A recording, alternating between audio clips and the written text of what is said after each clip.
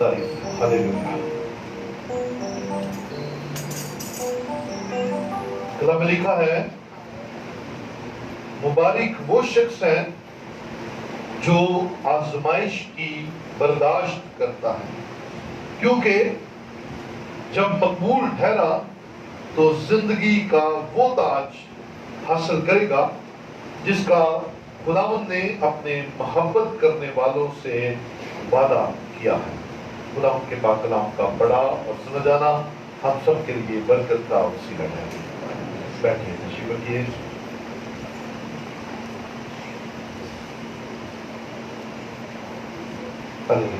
کھولیں کھولیں.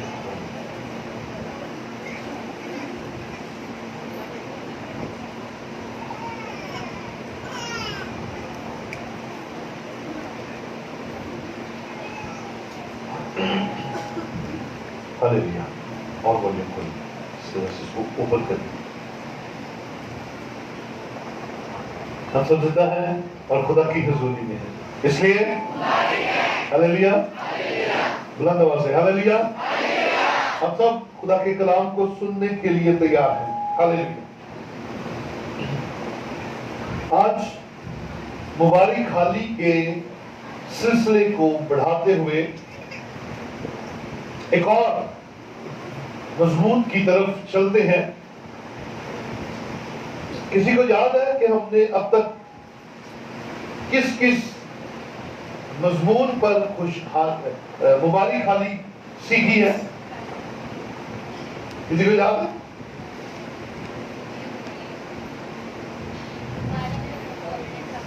مبارک ہے وہ جو اپنے جامے دھوتے ہیں. مبارک ہے وہ جو غمگین ہے، تسلی پائیں گے. ہاں جی. اور مبارک ہے وہ جو دل کے قریب ہے. ہاں جی. اور اچھا ہے کہ جو ہم سیکھتے ہیں اسے یاد بھی رکھیں. ہمیں وہ یاد رکھنا بڑا ضروری ہے. سو آج اسی سلسلے کو بڑھاتے ہوئے خدا کے کلام میں لکھا ہے مبارک وہ شخص ہے جو آزمائش کی برداشت کرتا ہے. یہ بڑا اہم ہے. ہر روز ہماری زندگیوں کے اندر آزمائش کا ہونا اور ہمارا اس کے ساتھ نبض آزما ہونا یہ روٹین ہے. ہماری لائف آزمائشوں سے بھری ہے، لیکن مبارک وہ شخص ہے جو ان آزمائشوں کی برداشت کر جاتا ہے. اس کا مطلب یہ ہے کہ آزمائش آئی لیکن آپ نے اپنا ٹریک نہیں چھوڑا، آپ نے اپنا سیدھا راستہ نہیں چھوڑا، آپ نے کلام کی بات کو اپنے ہاتھ سے جانے نہیں دیا، آپ نے خدا کے کلام کی باتوں کو اپنی زندگی کا خاصہ بنائے رکھا اور آپ نے اپنا رخ تبدیل نہیں کیا. آپ نے اپنا منہ خدا کے کلام، خدا کے گھر اور خدا کی آواز سے ہٹا کر کسی اور چیز پر نہیں لگا. آپ کا دھیان خدا پر لگا رہا. ہاللیلویا. یہ ہے برداشت کر جانا، سہ جانا. اور آزمائش کبھی بھی آسان نہیں ہوتی. آزمائش ہمیشہ مشکل ہوتی ہے. اس کی عام چھوٹی سی مثال ہے، جب ہم نے روزہ رکھا ہوتا ہے تو کھانے پینے کی چیزیں نظر آتی ہیں، ہے نا؟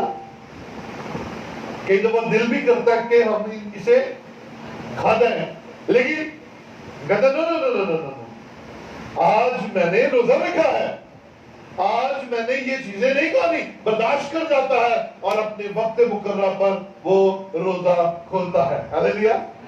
اب برکت پاتا ہے. آپ کے سامنے کسی کی کوئی چیز گری ہے اور آپ ہی اسے اٹھاتے ہیں اور وہ بندہ سامنے ہے. دل کرتا ہے جیب چھپا لا، دل کرتا ہے اس کو لپیٹ جا، لیکن آپ کہتے ہیں نا کلام اس چیز کی اجازت نہیں دیتا، مجھے یہ واپس کر دینی چاہیے، اور آپ واپس کر دیتے ہیں، برداشت کر جاتے ہیں۔ ہیلیلویا۔ سو آزمائش کو برداشت کرنے والے کو یہ خوشخبری سنائی جا رہی ہے کہ وہ مبارک ہے۔ اور مبارک ہونا کیا ہے جی؟ یعنی اس کا مطلب اس چیز کے شروع، بلکہ ہر میسج میں آپ کو بتاتا ہوں کیا مطلب ہے جی؟ بابرکت ہونا۔ انسان کے لیے جب یہ لفظ استعمال ہوتا ہے تو اس کا مطلب ہے بابرکت ہونا، خوش و خرم ہونا، اور جب یہ خدا کے لیے استعمال ہوتا ہے تب اس کا مطلب ہے حمد و تعریف۔ سو جو آزمائش کی برداشت کر جاتا ہے وہ بابرکت ہے، بولے ہاللیلویا۔ سو اپنے آپ کو تیار رکھیں۔ آزمائشیں دو طرح کی ہوتی ہیں، ایک طرح کی آزمائش جو ہے جس کا تعلق بدی سے ہے، جس کا تعلق دنیا داری کے ساتھ ہے، جس کا تعلق ہمارے اپنے لالچ کے ساتھ ہے، ہماری خواہشات کے ساتھ ہے، اور اس کا نتیجہ موت ہے۔ وہ ہمیں ایسی الجھنوں میں پھنساتی ہے، جو بدی کی آزمائش ہے وہ ہمیں ایسی الجھنوں میں پھنساتی ہے، ہماری خوشحالی بھی چلی جاتی ہے، ہماری روحانی خوشحالی بھی چلی جاتی ہے، اور ہم تنہا ہو جاتے ہیں، ہم اکیلے ہو جاتے ہیں، اور نہ صرف اکیلے ہو جاتے ہیں بلکہ ہم بالکل تنہا رہ جاتے ہیں۔ بھائی مجھے دوسرا ہم مشکل حالات میں چلے جاتے ہیں، ہماری لائف پریشانی کا شکار ہو جاتی ہے۔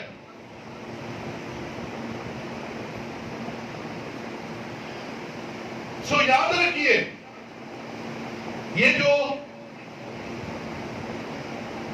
بدی کی دنیا کی خواہش ہے یہ موت پیدا کرتی ہے، یہ ہماری لائف کے اندر افراتفری پیدا کرتی ہے، یہ بیماریوں کو دعوت دیتی ہے، یہ بدحالی کو دعوت دیتی ہے، یہ دکھوں کو دعوت دیتی ہے، اور سب سے اینڈ پر ایک اجر ہمیں ملتا ہے، اور وہ جہنم کی آگ کی صورت میں۔ ایک اور طرح کی بھی آزمائش ہوتی ہے، اور اس آزمائش کا تعلق آپ کے ایمان کے ساتھ ہے۔ یہ دوسری قسم کی آزمائش جو ہے یہ آپ کے ایمان کو ظاہر کرتی ہے، اور اس آزمائش کا ان لوگوں پر اطلاق ہوتا ہے۔ غور سے بات سنیے گا، یہ جو روحانی آزمائش ہے یہ عام لوگوں پر نہیں آتی، اس کا تعلق روحانی طور پر مضبوط لوگوں کے ساتھ ہے، جو فتح خواہ بنتے ہیں۔ وہ کہتے ہیں میرا ایمان بہت بڑا ہے، میرا ایمان بڑا زبردست ہے۔ یہ ایمان کی آزمائش جو ہے یہ ایماندار لوگوں پر آتی ہے، اور اکثر اوقات مضبوط لوگ گرتے ہیں، مضبوط لوگ ایمانی حالت کو چھوڑ کر بے ایمانی کی حالت میں چلے جاتے ہیں۔ اس لیے ان دونوں کا ہماری زندگی میں بڑا گہرا تعلق ہے۔ اب اکثر اوقات میں تو اکثر اس بات کو شکر گزاری کی عبادات میں پیش کرتا ہوں، انسان ہمیشہ خدا کو اپنے ہر نقصان، اپنے ہر دکھ اور اپنے ہر غم کا ذمہ دار سمجھتا ہے، انگلی اٹھاتا ہے، اور خدا کی طرف اشارہ کر کے کہتا ہے خدا کی مرضی ہے۔ خدا کی طرف اشارہ کر کے کیا کہتا ہے؟ کس کی مرضی ہے؟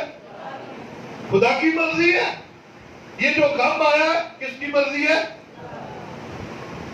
یہ جو دکھ آیا کس کی مرضی ہے؟ بولو بھائی، بول دے کیوں نہیں؟ لیکن یہ میری اور آپ کی غلط سٹیٹمنٹ ہے. یہ ہم غلط بات خدا پر الزام لگاتے ہیں. یہ ہمارے منہ، ہمارا دل، ہمارا خاندان، ہم سب مل کر جب خدا پر یہ الزام لگاتے ہیں تو یہ بے بنیاد اور غلط ہے. میں آج بائبل میں سے اس بات کو آپ کے سامنے پروف کروں گا کہ یہ بیان بالکل غلط ہے ہمارا. یہ جو ابھی ہم نے حوالہ دیکھا ہے، اسی کی اگلی آیت کو ذرا پڑھ لیجئے گا. 12ویں آیت ہم نے دیکھی ہے. 13ویں آیت ہم دیکھتے ہیں تو آپ کو اس کا خلاصہ نظر آ جائے گا. لکھا ہے جب کوئی آزمایا جائے، غور سے بات سنیے گا میری بہن میرے بھائی نیچے والے بھی ذرا غور سے سنیے گا. جب کوئی آزمایا جائے تو یہ نہ کہے کہ میری آزمائش خدا کی طرف سے ہوتی ہے، کیونکہ نہ تو خدا بدی سے آزمایا جا سکتا ہے اور نہ وہ کسی کو آزماتا ہے. کوئی بلند آواز سے کہے ہاللیلویا. نہ اسے ہم بدی سے آزما سکتے ہیں اور نہ وہ کسی کو آزماتا ہے. وہ نہیں، نو. آپ کے دکھ آپ کی ذمہ داری ہے، آپ کی غلطیاں ہیں. میں یہ بھی آگے آپ کو اس بات پر بھی بیان دیتا ہوں بائبل مقدس میں سے. خدا نہیں آزماتا بدی سے، خدا آزماتا ضرور ہے لیکن اچھائی سے. ہاللیلویا. خدا کیسے آزماتا ہے؟ کیسے آزماتا ہے؟ بولو بھائیو، کیسے آزماتا ہے؟ اچھائی سے. اچھائی کیا ہے؟ آپ کو برکتیں دے گا، آپ کو نعمتیں دے گا، آپ کو روپیہ پیسہ دے گا، آپ کو صحت دے گا، آپ کو اچھے کپڑے دے گا، آپ کو اچھا مکان دے گا، آپ کے گھر کے اندر ہر نعمت ہوگی. اور آپ ان ساری چیزوں کو اپنی زندگی میں رکھتے ہوئے کتنا خدا کی طرف دھیان دیتے ہیں، وہ یہ چیک کرتا ہے. وہ کبھی آپ سے لے کر نہیں آپ کو آزمائش میں ڈالے گا. اللہ بلّہ لے آئی فون 10 نو پھر تو گھٹنے ٹکنے ہیں. کیوں دوستو؟ پھر تو گھٹنے ٹکنے پھر تو وہ بھی زبور گانا ہے جیڑا کدے نہیں کسی نے گایا. کیونکہ کیا آ گئی ہے؟ آزمائش آ گئی ہے. تو خدا نہیں بھیجتا. خدا بدی سے آزما سکتا ہی نہیں ہے. یہ بائبل کی سچی باتیں ہیں. وہ بدی سے نہیں آزماتا اور نہ کوئی اسے بدی سے آزمانے کی کوشش کرے، نہ کوئی اسے بدی سے چیک کرنے کی کوشش کرے وہ خدا ہے یا نہیں. اسے بھی ہم اچھائی اور کلام پر عمل کر کے آزما سکتے ہیں، اس کے وعدے یاد دلا سکتے ہیں. ہاں خدا نے یہ بات کہی ہے. خدا اور اس وعدے کو پورا کر کے اپنا وعدہ پورا کر دے. اچھائی کریں گے تو خدا کی آزمائش ہوگی. کلام میں لکھا ہے آزما کر دیکھو کہ خدا کیسا مہربان ہے. اس کی مہربانی چیک کرنی ہے تو مہربانی کر کے دیکھیے. آپ انسانوں پر مہربانی کریں گے، آپ کا زندہ خدا آپ پر مہربانی کرے گا. بولے ہاللیلویا. آپ انسانوں کے ساتھ اچھا سلوک کریں گے، آسمانی خدا آپ کے ساتھ اچھا سلوک کرے گا. آپ ایک دوسرے کے گناہ معاف کریں گے، آسمانی خدا آپ کے گناہ معاف کرے گا. ہاللیلویا. تو بدی ہے اس میں کوئی؟ بدکاری ہے کوئی اس میں؟ نو. آپ اچھائی کریں، آپ اچھائی کر کے اپنے زندہ خدا کو آزمائے، وہ آپ کو وہی برکت وہی نعمت عطا کرتا ہے یا نہیں. یہ میرا اور آپ کا غلط کانسیپٹ ہے. ہم ہمیشہ خدا پر غلط الزام لگاتے ہیں. جب کوئی چھین چلی جائے، چوری ہو جائے، ایکسیڈنٹ ہو جائے تو کسی مرضی ہے؟ خدا کی مرضی ہوتی ہے. ڈرائیونگ کرتے ہوئے موبائل میں سن لیا وا بج میں کتنے گیا وا ہڈی میری ٹوٹ گئی ہے خدا چاہتا سی؟ کون چاہتا تھا؟ یہ میں خود ہی چاہتا تھا نا. یہ میری اپنی بے وقوفی ہے. دروازہ کھلا چھوڑ جاؤ،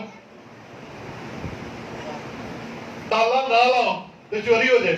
کسی مرضی ہے؟ خدا کی مرضی نہیں. میری بے وقوفی ہے نا. یہ میری بے وقوفی ہے. یہ میں نے کوئی نہ کوئی غلط اپنا کام کیا ہے، اپنی سیکورٹی ٹھیک نہیں کی. یاد رکھیے بڑے بڑے زبردست چور ہوتے ہیں. ایک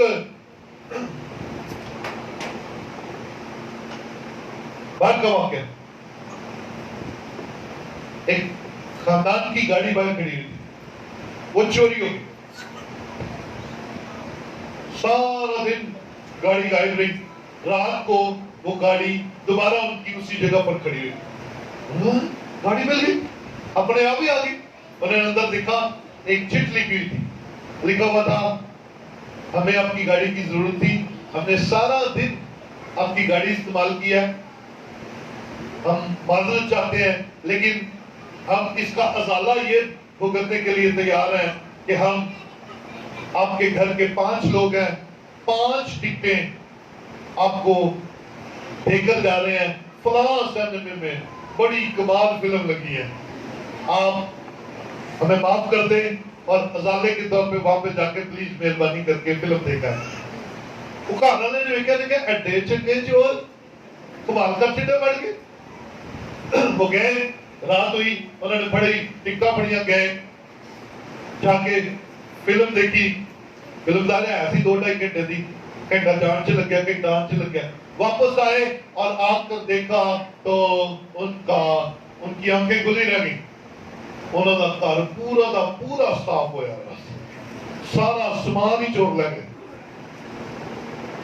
اس میں چوروں کی چلاکی ہے یا گھر والوں کی بیوقوفی ہے؟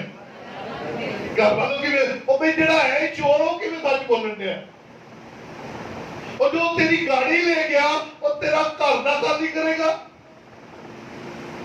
آزمائش میں نہ پڑیے، انہوں نے 5 ٹکٹاں انویسٹ کی دیا تو پورا گھر خالی کر کے چلے۔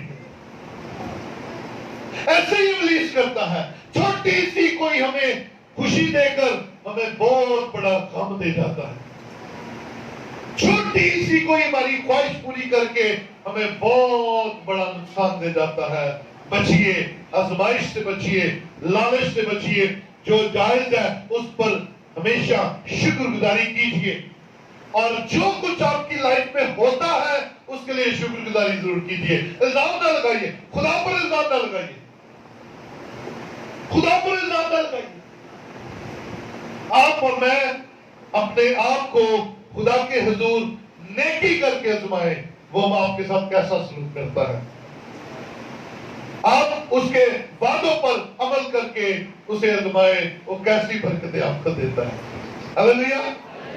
سو یاد رکھیے، خدا کسی کو گناہ میں نہیں ڈالتا۔ آزمائش کی دفعہ گناہ کا سبب بن جاتی ہے نا، تو خدا کیا چاہے گا کہ اب گناہ میں گرے؟ خدا تو کبھی نہیں چاہے گا۔ تو اگر خدا کبھی نہیں چاہے گا تو پھر خدا کبھی آپ کو گناہ کے لیے تیار بھی نہیں کرے گا۔ پھر کیا ہے؟ پھر اگلا اس کا حل کیا ہے؟ پھر یہ آزمائش کیسے آتی ہے؟ پھر خدا تو بھیجتا نہیں، پھر یہ آتی کہاں سے ہے؟ آئیے 14ویں آیت پڑھتے ہیں، 14ویں آیت کا مطالعہ کیجیے، یعقوب پہلا باب 14ویں آیت، ساتھ ہی لکھا ہے، ہاں غور سے بات سنیے گا، ہاں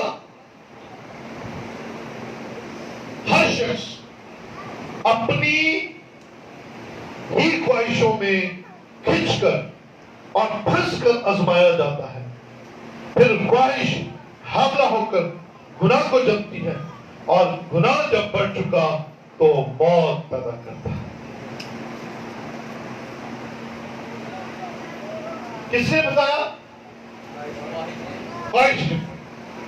اور خواہشات تب زور مارتی ہیں جب ہم ناشکری کی حالت میں ہوتے ہیں، ناشکری کی حالت میں ہوتے ہیں، جب ہمیں اپنا جو کچھ ہمارے پاس ہے وہ اچھا نہیں لگتا، تب خواہشات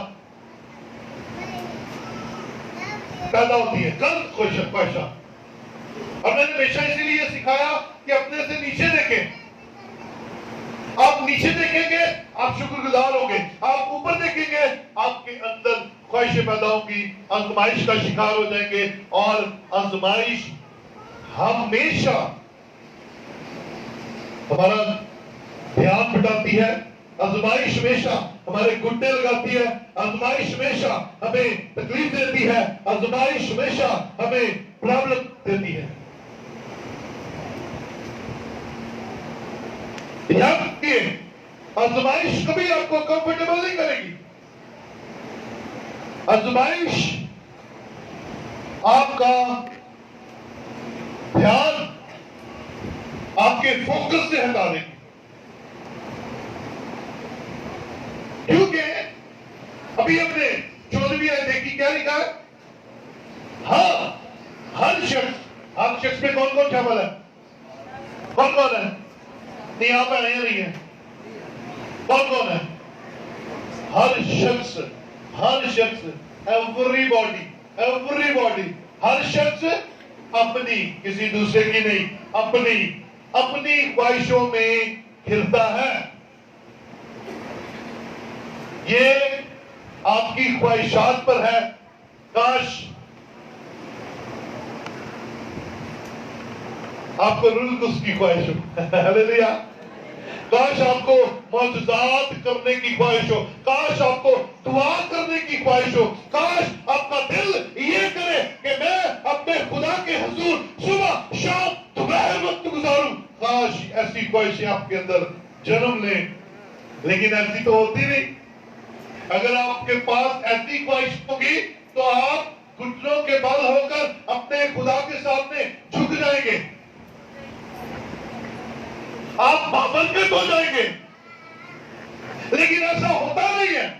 ہمیں خواہشیں تنگ کرتی ہیں، دوسرے کی نعمتیں، دوسرے کی خوبصورتی، دوسرے کا قد، دوسرے کا کپڑا، دوسرے کے بچے، دوسرے کی ہر چیز اچھی اور میری ہر چیز بڑی. تجھے دی ہر شے بولو بھائی، بول دیں گے تجھے دی ہر شے کی لگتی. یہ چیزیں ہمارے اندر کمزوری کو پیدا کرتی ہے، اور جب ہم دوسرے کے جیسے بننے کی کوشش کرتے ہیں تو پھر آزمائش کا شروع ہوتا ہے، پھر ہم پھنستے ہیں. اور یہ جو پھنستے ہیں ایسے پھنستے ہیں کہ نکل نہیں پاتے. ہم اس آزمائش میں ایسے قابو آتے ہیں، نکلا جاتا ہی نہیں ہے.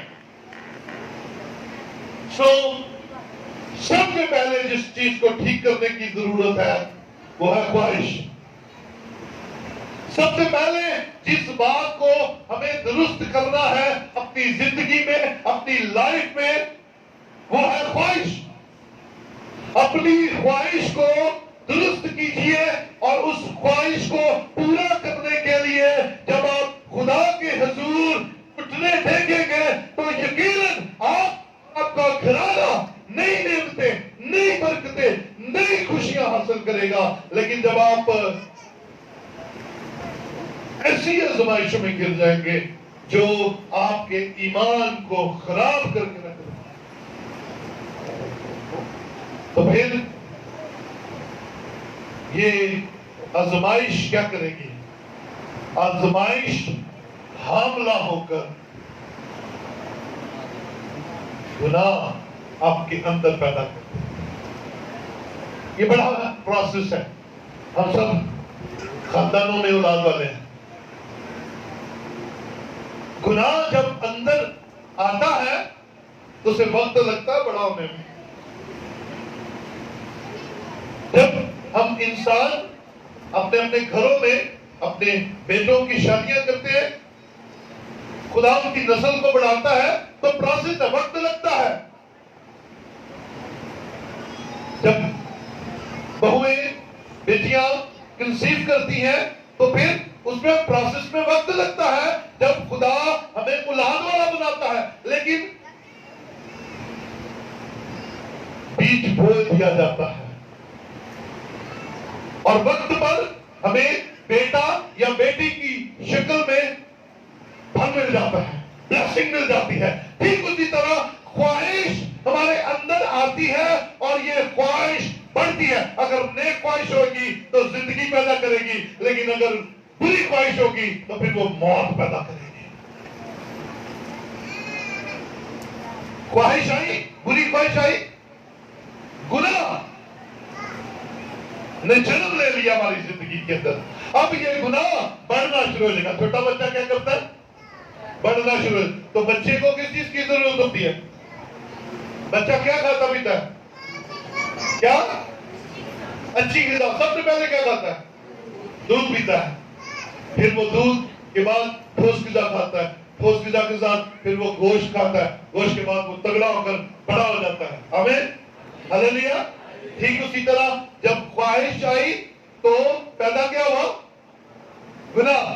اب یہ گناہ نے آپ کو کھانا شروع کر دیا, فیڈ لینا شروع کر دی. گناہ کے ساتھ اور چھوٹے چھوٹے گناہ, گناہ کے ساتھ اور چھوٹے چھوٹے گناہ, اور یہ گناہ بڑھنا شروع ہو گیا. یہ گناہ بڑھنا شروع ہو گیا, تگڑا ہونا شروع ہو گیا. کیونکہ جب یہ مانگے گا خوراک تو پھر غلط کام کرتے ہی چلے جائیں گے, رکیں گے نہیں آپ. پھر اس گناہ کو پالنے کے لیے اور گناہ, اس گناہ کو پالنے کے لیے اور گناہ, اس گناہ کو پالنے کے لیے اور گناہ, اور گناہ تگڑا ہو کر بڑا ہو جائے گا. اور جب یہ بڑا ہو جائے گا تو پھر آخری گفٹ ہمیں کیا دے کر جائے گا؟ زمین پر موت اور آسمانی روحانی طور پر بھی کمپلیٹلی ڈیتھ. موت یہی ہے اس کا انعام. اور رومیو کے خط میں لکھا ہے, رومیو چھٹا باب اس کی 23ویں آیت میں لکھا ہے, گناہ کی مزدوری, گناہ کی مزدوری شروع کہاں سے ہوئی؟ شروع کہاں سے ہوئی؟ خواہش سے. اور خواہش کیا ہے؟ آزمائش. اگر آپ نے اور میں نے خواہش پر ہی قابو پا لیا ہوتا, اگر ہم نے اپنے اندر پیدا ہونے والی خواہش کو ہی کنٹرول کر لیا ہوتا تو موت تک بات کبھی نہ پہنچتی. آمین, آمین, ہاللیلویا. کیونکہ ہم اس دھوکے میں رہتے ہیں کہ خدا نے ہمیں اس آزمائش میں ڈالا ہے, جبکہ خدا تو بدی سے آزمایا جا ہی نہیں سکتا, اور نہ وہ کسی پر بدی بھیجتا ہے. خدا جانتا ہے کہ میں نے اس پر بدی بھیجی تو یہ تو شیر ہو جائے گا, میں نہیں بھیجتا تو یہ اتنا تگڑا ہو جاتا ہے. اگر میں نے بھیجی تب کیا بنے گا؟ اس لیے عزیزو اپنے خیالات اور اپنی سوچوں پر کنٹرول رکھیے. اگر آپ اپنی سوچوں خیالوں پر کنٹرول رکھیں گے تو یقین جانیے گناہ اور گناہ کے بعد موت سے بچ جائیں گے. قابو رکھیے, اپنے سوچنے پر قابو رکھیے, اپنے خیالوں پر قابو رکھیے. ہاں, اگر اچھی خواہش ہے, مثال کے طور پر امیر ہونے کی خواہش ہے نا, امیر ہونا کوئی مشکل کام نہیں ہے, کوئی مشکل کام نہیں ہے. 2 کام کرنا شروع کر دیجیے. پہلا, محنت کرنا شروع کر دیجیے, اور دوسرا, خدا کے حضور اس کا 10واں حصہ دینا شروع کر دیجیے. آج لکھ لیجیے, آپ ٹھیک 5 سال بعد امیر آدمی بن کر یہاں پر آئیں گے, گاڑی پر آئیں گے. جیسے لکھوا لیجیے. کوئی مشکل نہیں, کوئی اوکھا نہیں, کوئی اوکھا نہیں. آپ آج غریب ہیں, آج آپ مفلس ہیں, آج آپ پریشان ہیں, آپ کے اوپر قرضہ ہے, چھوڑ دیجیے ان ساری باتوں کو. میری بات لکھ کر نیچے سائن کروا لیجیے. پہلی بات, سستی چھوڑ دیجیے, محنت کرنا شروع کر دیجیے, اور خدا کے ساتھ وفادار ہو جائیے. اپنے کاروبار میں خدا کو حصے دار بنا لیجیے. اپنی تنخواہ کا 10واں حصہ خدا کو دینا شروع کر دیجیے. ٹھیک 5 سال بعد آپ گاڑی پر اس چرچ کے سامنے آ کر کھڑے ہوں گے, اور مجھے آپ کہیں گے, سر یہ دیکھیں آپ نے اس وقت 29 سپٹمبر 2019 کو کہا تھا, میں نے کرنا شروع کیا, اور آج خدا کے فضل سے میں بابرکت ہوں. ہاللیلویا. میں آپ کو سچی بات کہہ رہا ہوں. ایسی آزمائش میں نہ پڑے کہ وہ فلانا امیر ہے تو میں ہونا ہی ہونا ہے, تو میں چپس بیچ کے امیر ہو جاؤں, میں چوری کر کے امیر ہو جاؤں, میں ڈاکے ڈال کر, میں دوسرے کا حق مار کے امیر ہو جاؤں.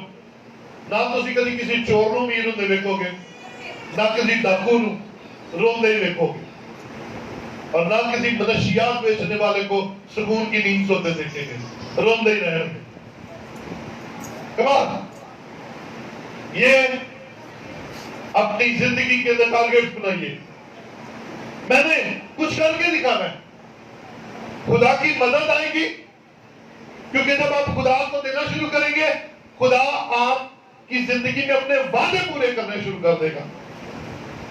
اور دوسرا آپ محنت کریں گے تب بن جائے. تو لکھا ہوتا ہے نا کئی ٹرکا کے پیچھے لکھا ہوتا ہے سڑے آنا کر کی کرے گا نا محنت کرے. تو کمال آتے چھوڑیے جلدہ فلاں دا منڈا بڑا کامیاب ہو گیا، فلانی کڑی بڑا کامیاب ہو گئی، فلانا دیکھو جی کل سائیکل سے ہوں 10 دن آج دیکھو کمال کیا فائدہ؟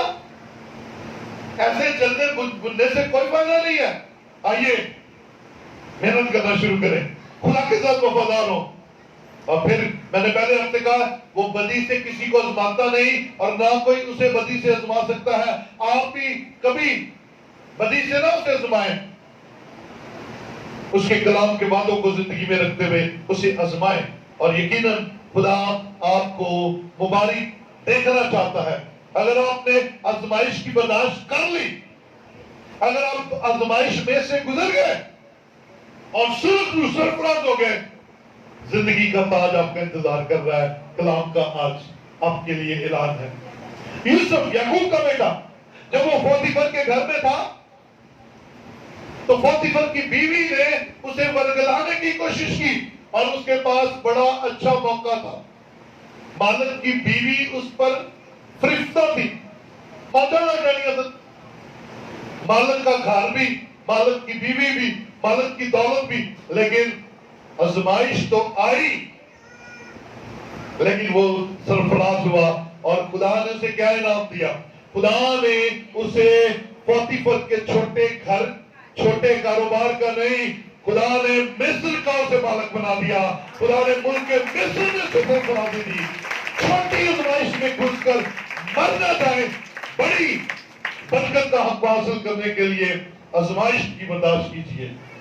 ابراہیم میں نے پچھلے دنوں کا کتنے سال آزمایا گیا، کتنے سال جی 25 ایئرز 26 سال نہ تھی کہ خدا نے ایک بار پھر کیا مان لیا اگر تو میرے حضور چلے میرے گراؤں تک کہتا او خدا اور کتنا تک چلنا 26 سال تو ہوگئے نا چل دے ہے نا جلد بات ہے نا ہم لوگ.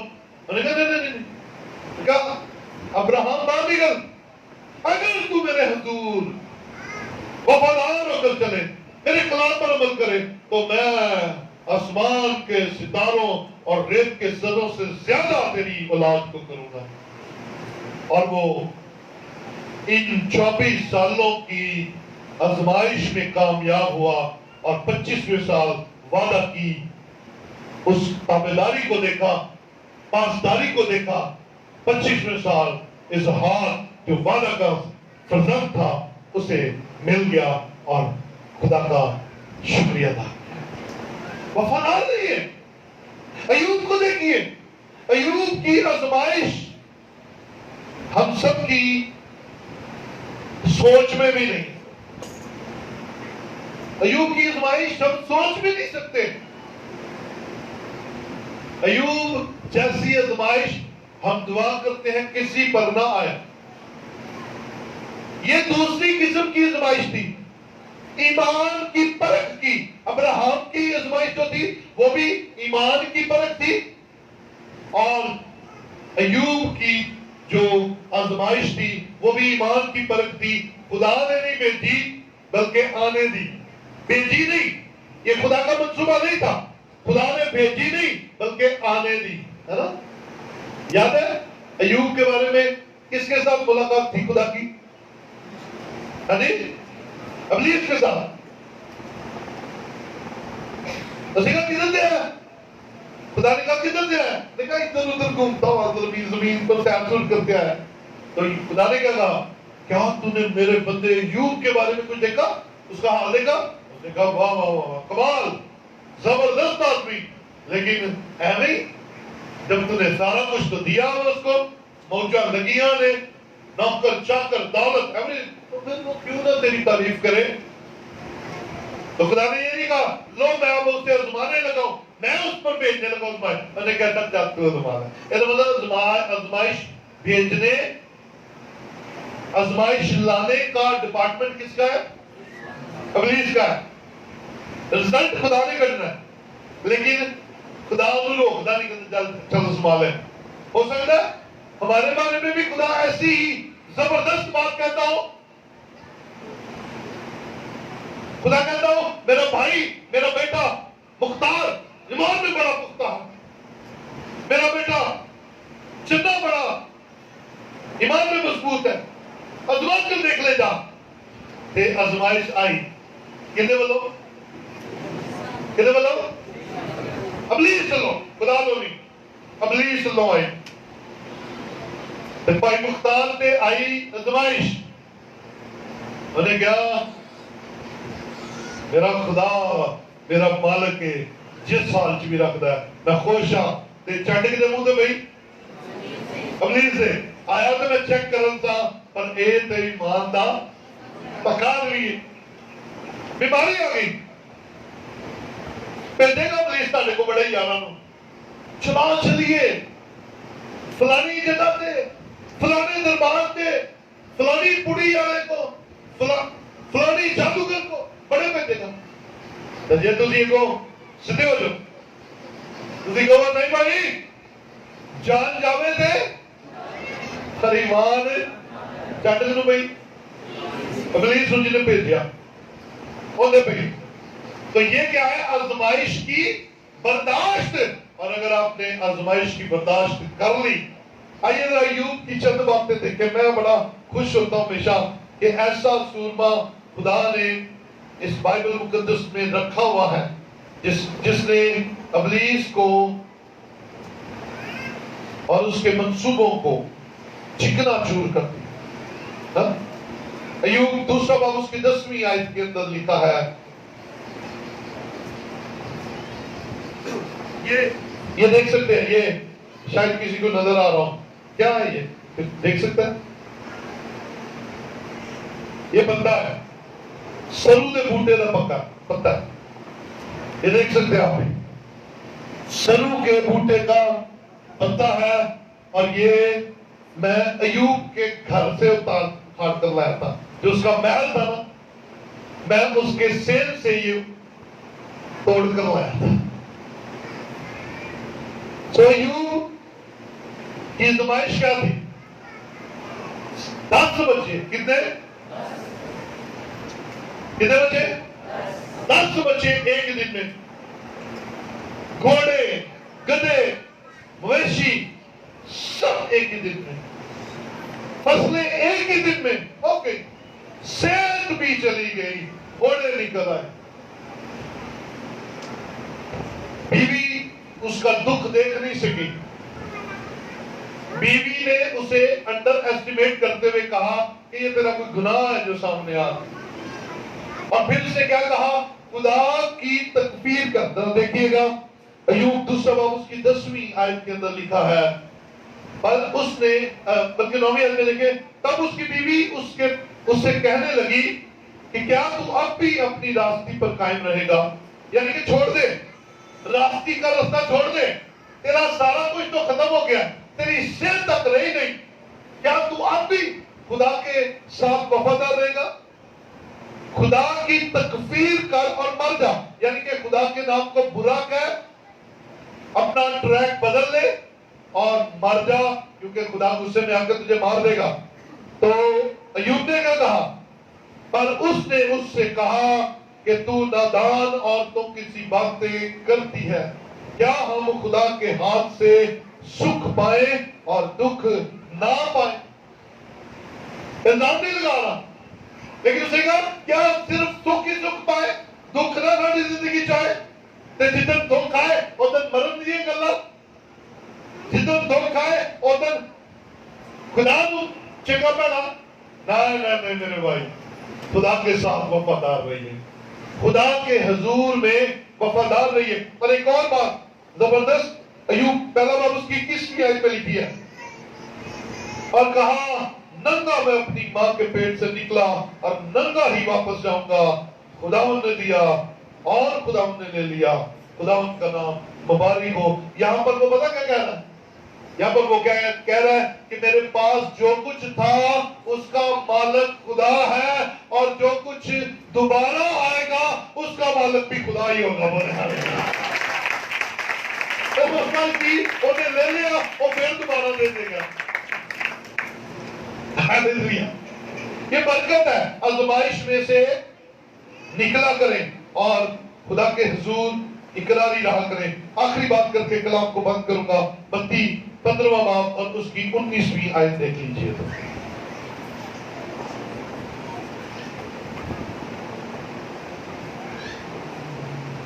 متی 15واں باب اور اس کی 19ویں آیت کے اندر یوں لکھا ہے، کیونکہ برے خیال، خون ریزیاں، زناکاریاں، حرام کاریاں، چوریاں، جھوٹی گواہیاں، بدگوئیاں دل ہی سے نکلتی ہیں۔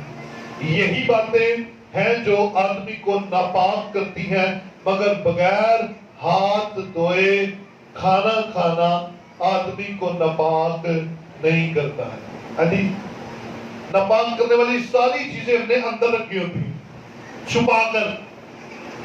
برے خیال، بری سوچیں، خون ریزیاں، غصے، لڑائیاں، جھگڑے، حسد، یہ سارا کچھ اندر ہوتا ہے۔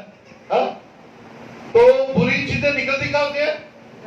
اندر سے۔ اندروں باہر آتی ہے نا۔ آج موقع ملا ہے فلاں کو ذلیل کر دو، آج موقع ملا ہے فلاں کی عزت کا جنازہ نکال دو، کیونکہ میرے ہاتھ اس کی کوئی بات لگ گئی ہے، اب میں نے چھوڑنا نہیں ہے اس کو۔ چار جی کٹھے ہوئے تھے، کر دو تھا، بلا وجہ لڑائیاں، بلا وجہ جھگڑے۔ یاد رکھیے یہ سب کچھ اندر سے نکلتا ہے۔ اپنی آنکھ کو درست کر لیجئے، آنکھ دل کو درست کر دے گی، اور جب دل درست ہو جائے گا تو اندر سے وہی نکلے گا جو درست ہوگا، برا کچھ نہیں نکلے گا۔ آپ اور میں آزمائش میں اگر ہیں،